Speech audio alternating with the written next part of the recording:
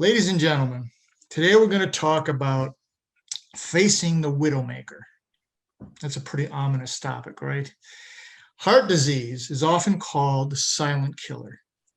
It is also known as the widowmaker.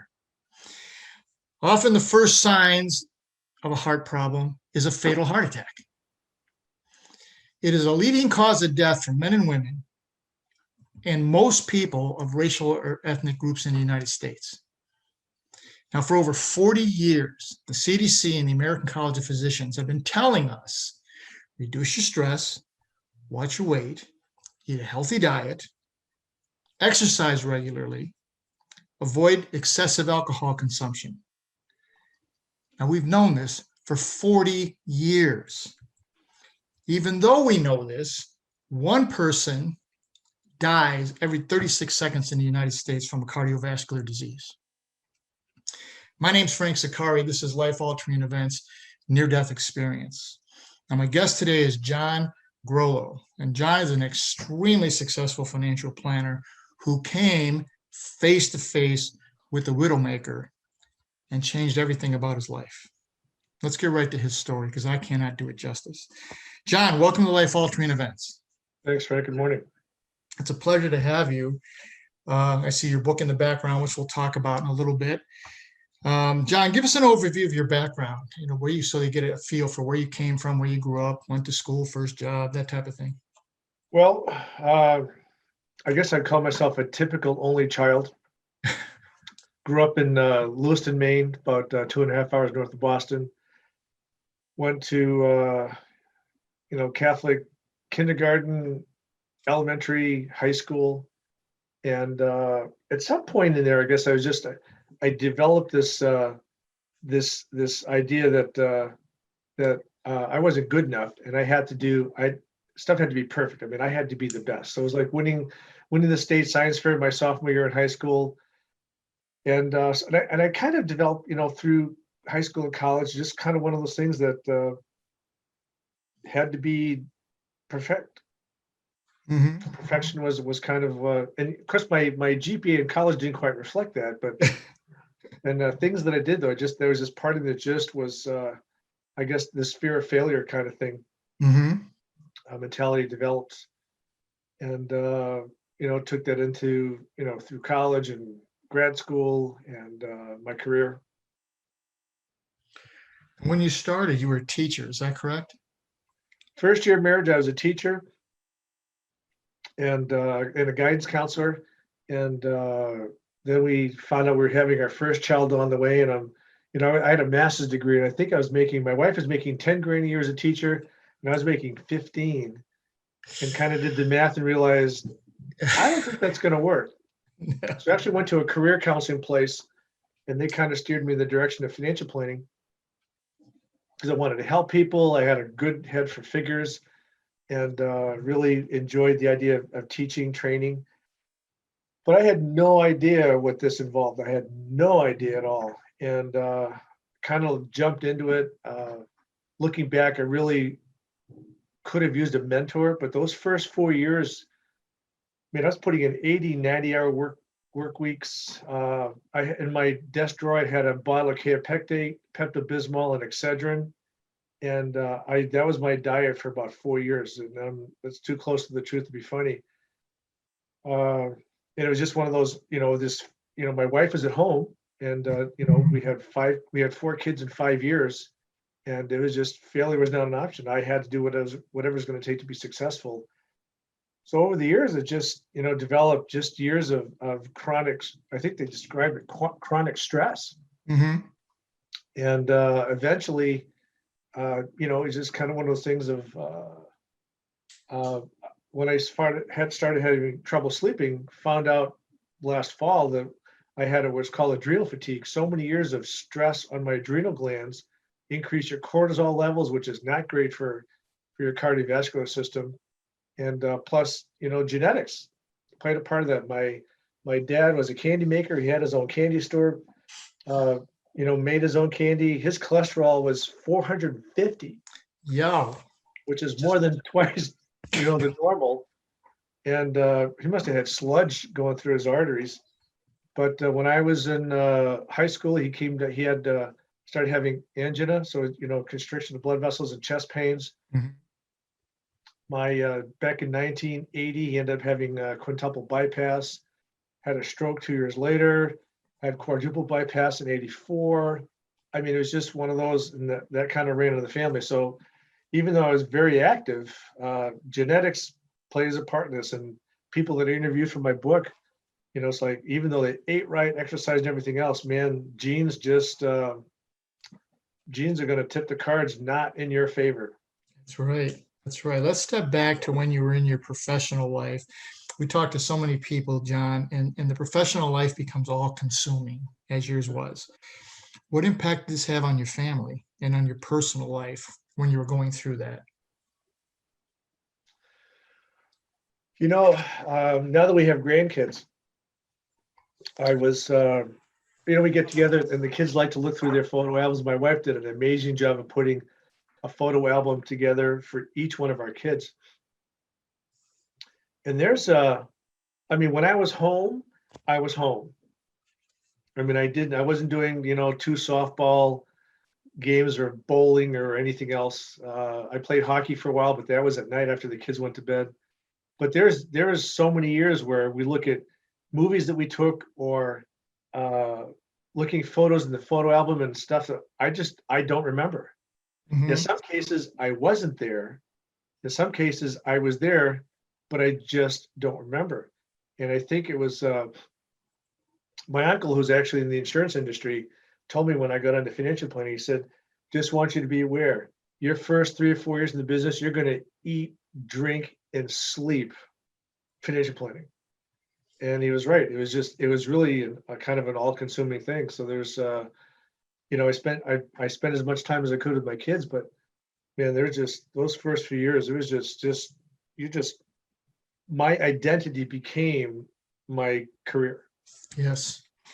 Having been in that world myself, I can definitely relate when we spoke that it's whatever job you had before, when you go into insurance financial planning, you're falling off a cliff Mhm. as far as your income goes.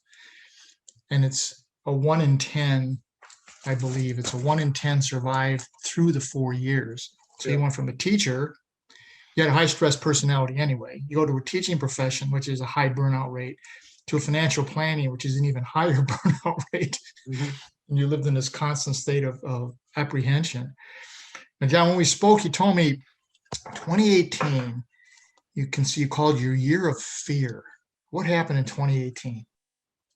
Well, I had a person who was I had brought on to kind of be a partner and eventually hopefully take over my practice. And then second week of January, had a staff meeting, and the staff that we now had, we'd really pared down, and the staff that we had, she had brought on, and she said, well, no other way to say this, we're gone in 2 weeks. And I was like freaking. Because we had the financial planning firm, we had the college planning firm, had my own registered investment advisory firm, and I was just panicking, literally just panicking. I mean, I was waking up 2 o'clock in the morning, and I went on a silent retreat. Plus, she ended up taking about a third of my clients with her. I went on a silent retreat, and that summer, and I was realizing how I'd really let all those years, I let fear ruin my life, even though I was successful in the financial planning world. I look at my peers and say, oh my gosh, I'm not as good as they are. And they'd be like, you're crazy. Look at what you have. And so I always had to have the best financial advisors, the money managers. We had college, we had high school counselors on our staff.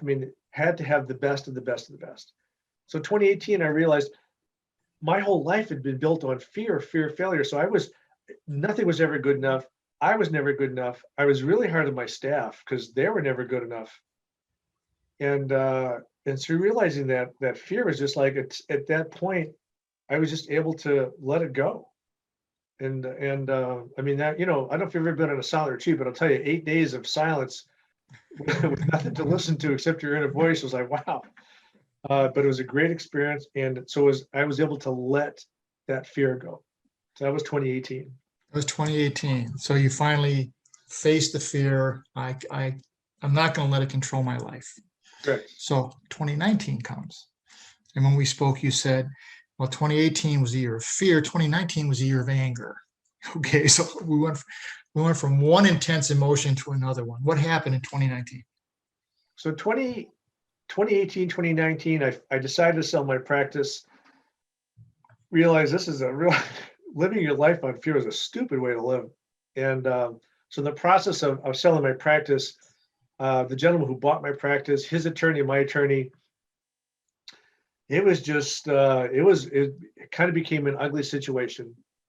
And along with that, my wife and I had a vacation property in Michigan that we did short-term rentals, Airbnb, when we weren't there. And the association we were with, the HOA, changed the rules, decided they were not going to let us rent out anymore. And it became ugly. It got into a lawsuit, and there were 4 families in particular, and I was just getting mentally just unbelievably angry and internal rage at these people. And I mean, literally to the point I was talking to my kung fu instructor, and I was ready to go to the mat with these guys. I had a referee, we had a place, and I was going to challenge these guys. I had enough martial arts experience I figured I could take 2 at a time, 3 rounds, three 3-minute rounds, and I was going to say winner take all. I mean, I was ready to set this up. And oddly enough, again, I went on this retreat. It was a healing retreat at a church in Hinsdale, Illinois. And one of the people who spoke was a nun who talked about when before she'd become professed as a nun, she had been raped by a gentleman. And all these years, she just had this rage in her mind, and she envisioned herself with her hands around this guy's throat. And finally, she'd been a nun for a few years and realized she had to stop living this way. So she found out where the guy lived, went to his house, knocked on the door. He opens the door. He recognizes her, kind of like, oh my gosh. And she said, I just want to tell you that I forgive you. And she turned around and walked away. And she said, this huge load was just lifted from her shoulders. And at that point for me, I was able to let go and to forgive, the attorneys, but especially the members of our association in Michigan, and just let it go. Wow, what a story. So that wasn't the only thing that happened in 2019. What else happened? Oh yeah, I forgot about that. So prior to the retreat, literally the day that we had to go back for yet another HOA meeting, I'm at my office and I'm just like, I can't, these idiots. And I started having pain in the middle of my chest. Mhm. And I was thinking I'd never had a panic attack, but I figured, wow, I'm having a panic attack. So I get in the car, pain goes away, I get home, and we were an hour late because I, again, had to make sure everything was perfect before leaving the office. And I get home, we start to pack, and the pain comes back, and now I've got also a little bit of an ache on my left arm. And the brief thought went through my mind like a heart attack, like, no, it's a shooting pain in your left side. It's not an ache. So we called a friend of ours who used to be an emergency critical care nurse, and she said, well, why don't you go to the walk-in clinic and at least get an EKG done? So we packed the car. Now the pain is getting a little bit more serious. I figured we'd go in, get the EKG, and drive to Michigan. And we get there, and we walk in. My wife says, my husband's having chest pains. Boy, I tell you, it's like, you don't have to wait. They like shoot you through the door. And so I'm sitting in the the examination room. And now the pain's starting to go down my left side. And they're trying to, and I started sweating. Mhm. And they're trying to get the electrodes to do an EKG, and they keep falling off because I'm sweating so much they can't stick. Mhm. And I'm like, well, this is probably, a little worrisome. And then the shakes started. So, you know, when you're really, if you're really cold, you start getting shivering. It's as your body's trying to keep you warm. So I started having these shivers. It started at my feet and my ankles, went up my calves, then up my legs, Mhm. then up my torso. And then I started, I wouldn't say I was panicking, but I'm realizing, oh crap, this is serious. Mhm. And I didn't think, and so my whole body is now just shaking uncontrollably. And even though I didn't think like, oh my gosh, I'm going to die, it was the lack of control. I mean, my life was all about control. Mhm. It was literally, I had lost control of my entire body. And they finally got the EKG running. The doctor said, this guy's having a heart attack, 911 now, get an ambulance. And it was the first thought through my mind was, really? This isn't supposed to happen to me. I mean, I exercise, I generally sort of eat right. And and then I was realizing, remembering my dad, you know, with the 2 heart surgeries, the stroke, and eventually dying of cancer. And it was the life just slowed right down. And it's kind of like, it's almost like I'm observing myself on the table and realizing this isn't supposed to happen.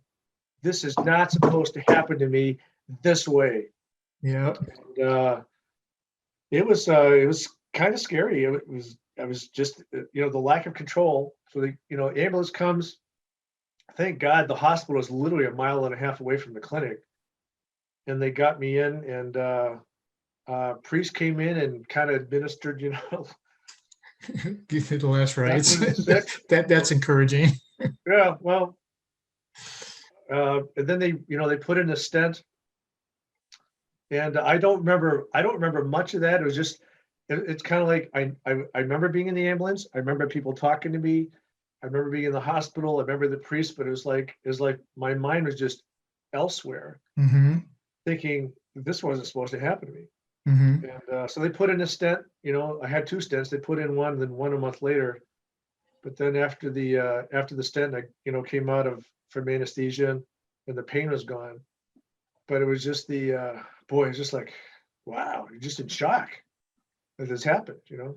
Right. A lot of what occurs in these type A personalities like you and me is there's this denial. I can't be sick. This can't be happening. I have things I have to get done. Mhm. And we just sort of ignore the signs. Yeah. Unbelievable. Wow. All right. So you have the 2 surgeries, you get the 2 stents in. Now you're going back for the post-surgical meetings. And that's always an interesting dynamic. What happened with this first doctor? Well, let me just go back one step. Okay. So on, because I've got to get control back in my life. So Saturday, it really was. I felt like it was sort of like Easter, like Good Friday. I had the heart attack. Saturday, I'm in the hospital. I was like, all right, what do I do now? And the nutritionist came in and said, you need to change your diet. So it was either the American healthiest diet or the Mediterranean diet. Yes. And my wife is Iraqi heritage. Her family, her mother was Mediterranean diet. So I found a cookbook, looked at the meal plans and stuff, the recipes, like I can do this. And then it was the Sunday we had it planned. I mean, as soon as we're out of the hospital, we're going to Best Buy. We're going to get his and her Fitbits, and we're gonna conquer this thing. So anyway, went back. I started rehab. They started rehab like right after, Mhm. and I met with my cardiologist, and she's kind of going through everything. How's it going? And a couple of things stood out. One was that she didn't really believe that stress had anything to do with my heart attack. Really? And I'm like, man, I was pretty stressed out that day. Mm-hmm. And so it's kind of one, I realized for me, I think I needed to get a second opinion. I eventually switched cardiologist that I felt was a little bit more in need with the direction I needed to go in. Mhm. So that was one. But the second one, the one that just knocked me over was as we're discussing the stents and whatnot. And she said, "Oh, by the way, you got some other other blockage." And I had heard that I had 30% blockage in another artery. I said, "Yeah, by the way, tell me more about that." So she looks, she goes, "Well, you have 3 blockages." I'm like, Wow. I said, "Where are they?" She says, is it the descending aorta, the widowmaker? The widowmaker artery. Says, "Yeah, you have 30% there, and then you have 50% blockage in 2 other spots." And I'm just like, literally, my mouth was like, "Oh my God."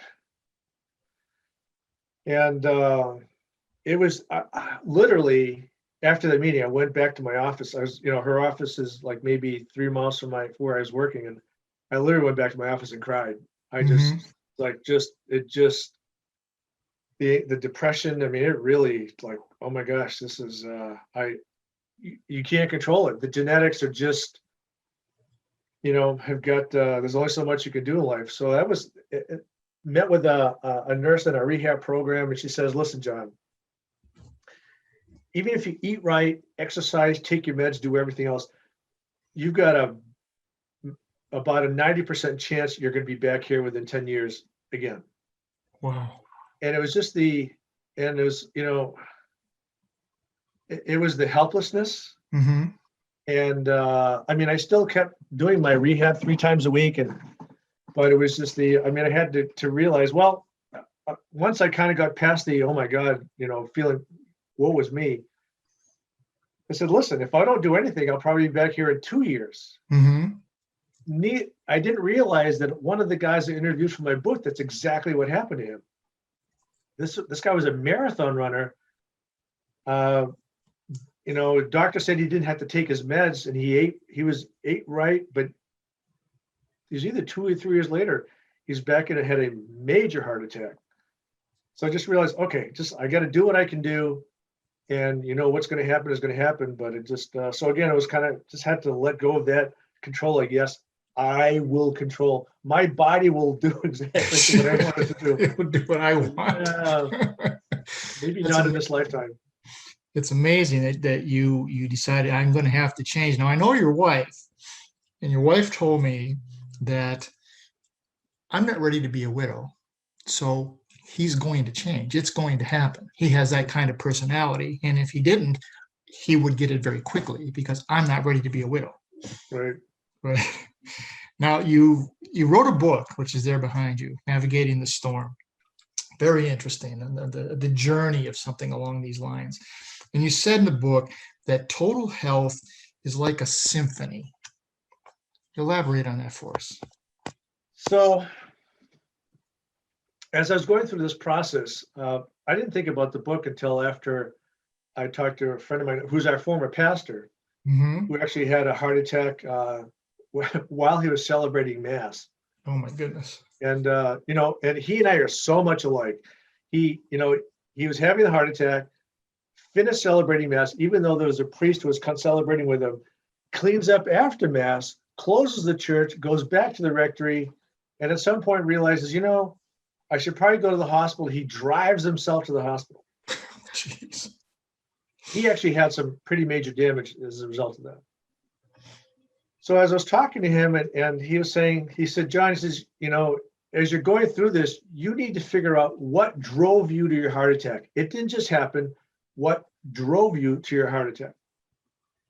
So as I'm exploring this, and I'm realizing that it's not going to just be taking my meds, because I've seen people who've just taken the meds and they're in the same place that they are. It's not just eating right.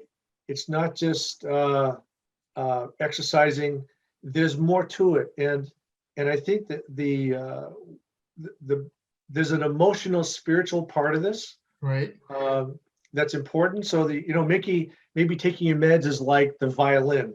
Exercising could be like a cello, and each instrument by itself is beautiful, but you don't have a symphony unless all the musicians are working together. And from people that I've talked to in the healthcare profession, it's a holistic process that's really going to heal me and anyone else. So it's the meds, the exercise, the diet, but things like health professionals that I talked to said people that have a spiritual component in their lives heal much more quickly, much more completely. Things that I didn't realize until someone, actually one of my kids said, "Dad, you're not just still recovering from your heart attack emotionally. It sounds like you're depressed." And it was like, so I went to a therapist, and again, as I'm interviewing people for my book, that's the one thing that nobody told me about in the hospital. That's right. Like, hey, by the way, be prepared for depression. Nobody ever says that. Mm-hmm. And it was. I mean, there were some days it literally was almost impossible for me to get out of bed. Mm-hmm. And I thank God I had some great support, but I think it's important for people that are going through this to recognize the science, to get support. So it's really, again, the spiritual component. There's accountability to make sure that as you're setting your goals, whether it's exercise, diet, whatever it is, dealing with stress, having support. So things that, I mean, just, I wouldn't say for the fun of it, but actually joined a 12-step group because I wanted to see what the experience was like to have someone who's accountable to me and for me to be accountable to someone else. So it's really all those different components create the symphony for complete healing, if you want to be. Mm-hmm. It's a mind, body, spirit model, and right. They can cure your body with the surgery, and maybe still your mind and the spirit. That's a whole different game. So I love that. Go ahead. I think more so with men than women. Guys just don't talk about this stuff. That's right. At all. And there are a couple of people that I interviewed who they really did well emotionally, psychologically, but most of the ones that I talked to struggled. Matter of fact, one woman said that her husband didn't die from the heart attack. He died from the depression. It was the depression that killed him, not the heart attack. Mm-hmm. And it really, it's as my friend Father David said, a heart attack is an assault on your entire being. That's right. Not just the physical, it's an assault. And it's like, man, talk about losing control, your sense of identity. I mean, so one of the things I want to do with this book is to really cover all those areas, but also we have a workbook that's coming out. They're actually both of them should be coming out in the next week or so. We want to have a workbook and class and podcast and get people involved, and hopefully eventually put on a retreat so we can have people that have had heart attacks come together, be able to share their experiences. I mean, that's one of the great things about all the 12-step programs. It's anonymous. You know exactly what you're getting. It's for this window period of time, and people are there to support each other without judging. Right. And I think guys that I've talked to, people that interviewed, that really just are struggling with the anxiety and the depression. This is just it's the feeling, not only it's the self-condemnation of this is all my fault, or this is so-and-so's fault. Right. And just being able to share all the things, the struggles, because it's a death. You have lost a portion of your identity when you go through something like this. Exactly. And part of that depression and anxiety, and I've lost part of my soul. You mentioned that people start engaging in what you call passive suicide. What do you mean with that? So one of my clients, who's a therapist, and actually interviewed him for my book, and he was talking about passive suicide. I'm like, that's an interesting thing. And so to give you an idea, Father David again was talking about, he'd been actually when he semi-retired to Florida, was working as a chaplain in the cardiac unit in the hospital in Tampa. And he'd been there long enough that, because his heart attack will be 8 years ago this coming December. And he'd been in line up. He saw this one guy. This is his third visit, third heart attack, grossly overweight, crappy diet, alcohol, smoking. And Father David goes to him and says, "This is the third time I've seen you here. What is it going to take for you to change?" And he said, "Nothing." And so passive, that's a form of passive suicide where you just say, "I'm not changing anything." And, I wish I could have a conversation with my dad to find out what was in his mindset, but I have to wonder if he went through the same thing because, I would think after you have your chest cut open the first time, you'd be like, "Whoa, I only want to go through that once." Right. He didn't really change his diet much. I know when my wife and I got married and we had a wedding reception and my dad was in the buffet line and, he's heading towards the prime rib and my aunt who was behind him says, "Hey, Joe, aren't you supposed to be on a special diet?" He goes, "Yeah, the doctor said I need to avoid red meat, so now I get it well done."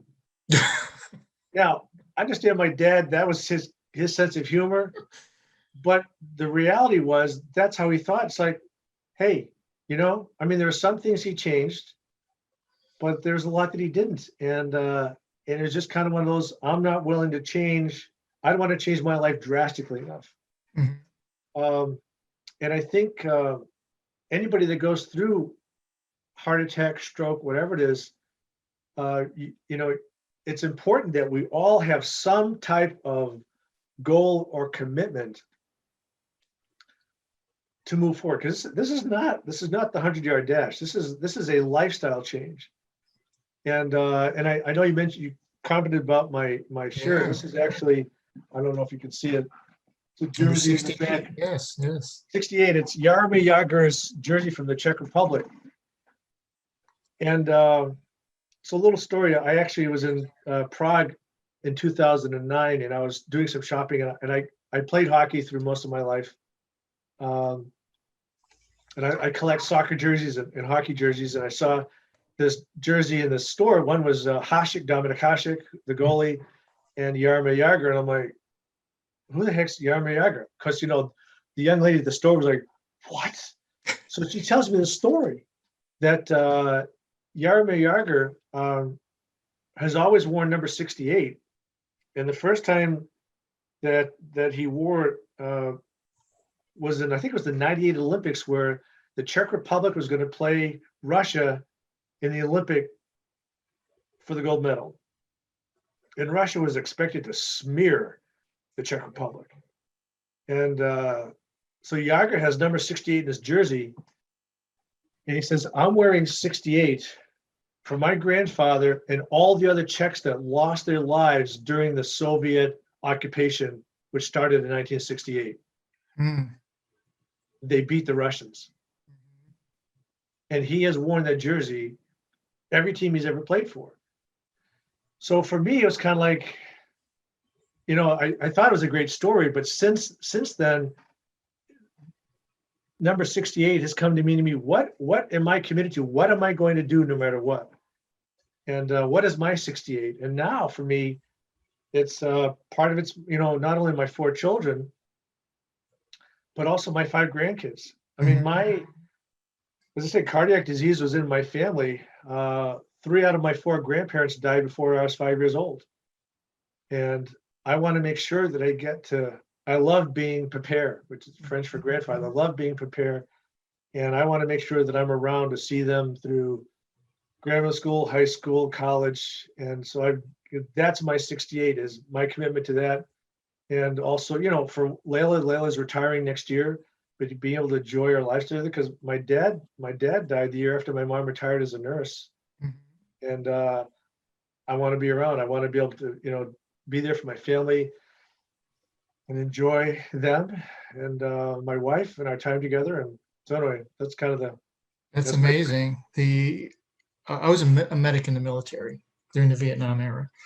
And one of the things the doctors told me was 90% of people, when told, either you change your lifestyle or you're going to die. Don't change. Right. That's what you said.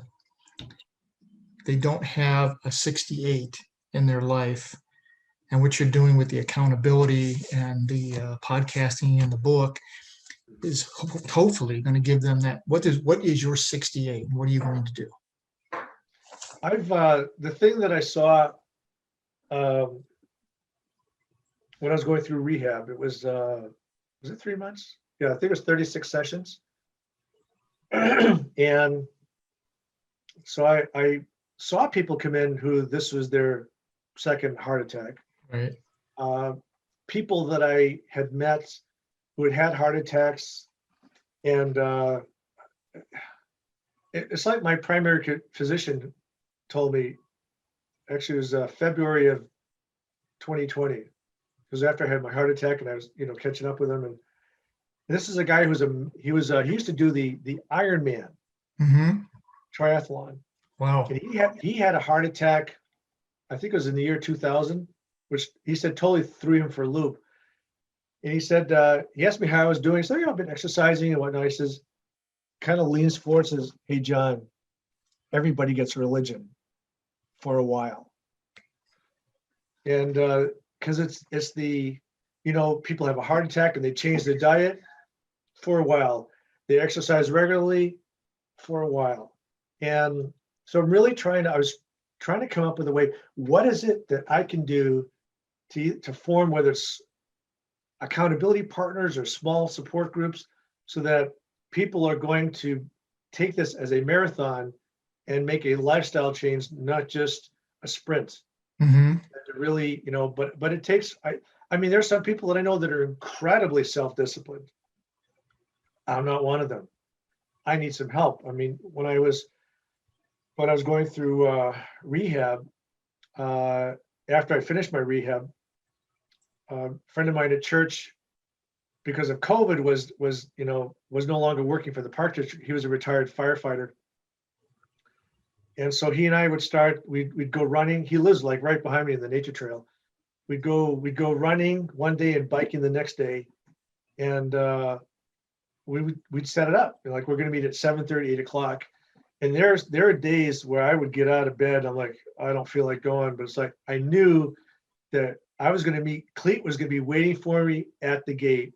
So I got my butt out of bed and went. And I think I'm sure there's got to be more than one other person who's like I am. So having accountability partners, I think, is crucial. Support groups, just to kind of make sure that you develop a plan and stick with it.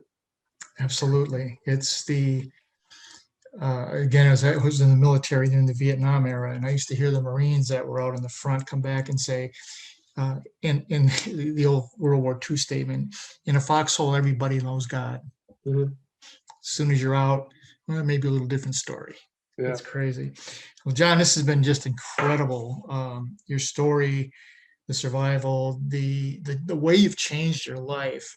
The book is tremendous, ladies and gentlemen. Go get the book. Read that book and incorporate what John is saying into whatever aspect of your life. It doesn't have to be a heart attack. Everybody's facing something, and this book will help you, whatever it is you're facing, to step up. Now, we're just about out of time. I thank John again for this sharing this near-death experience. And something we could probably all relate to is the fear of failure, and then the anger, and then overcoming all of that, which is incredible.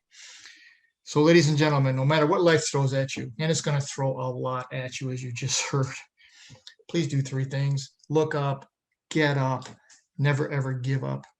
Pick up the pieces and start moving forward. Better times and better people will come into your life. If you want more information on John, you can go to his website along with his wife. You can get through the book. You can contact me, and I will make sure it gets to them.